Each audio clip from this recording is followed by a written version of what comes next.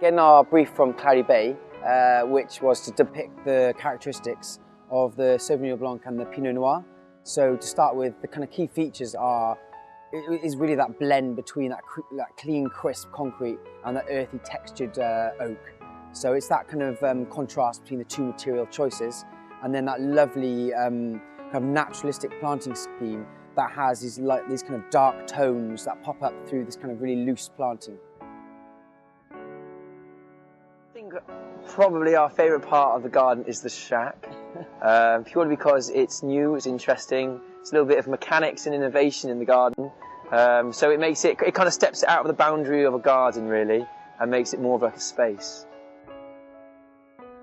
So we had to pitch our design in front of 5 other designers, well not in front of, but alongside 5 other designers, in front of the kind of Clary Bay panel, and kind of portrayed our kind of feel for their company and how we could represent that in Chelsea Garden, and amazingly we got chosen.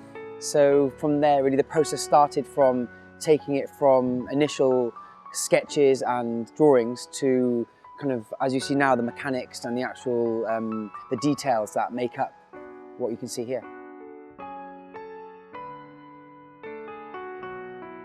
We want them to feel as if they've stepped into maybe a little patch of the wild, but then also has been kind of contrasted with a really contemporary edge. And I think we would definitely want them to pick up on the characteristics of the wines, so when they're walking through, we want them to experience that clean, crisp, light, quite delicate Sauvignon Blanc feel. Then also, as they're wandering through, pick up those dark, textured, quite architectural forms of the Pinot Noir.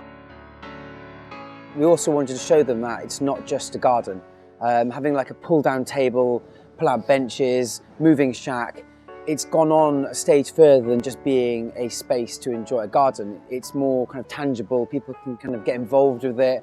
It suits different lifestyles and different events almost. So it's a kind of space that is always changing and adapting, and relationships with art, architecture, material choices and planting. It's just a really nice kind of collaboration of arts and crafts and using.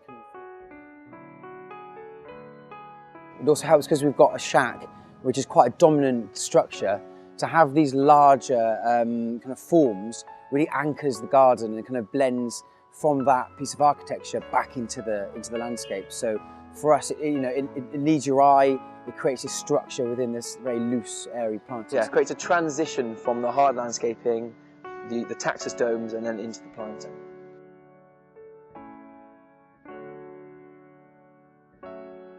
So we wanted to reference back to the Clary Bay shack back in Marlborough, but we wanted to show its kind of honesty. So it's quite an honest building. We haven't tried to tart it up too much.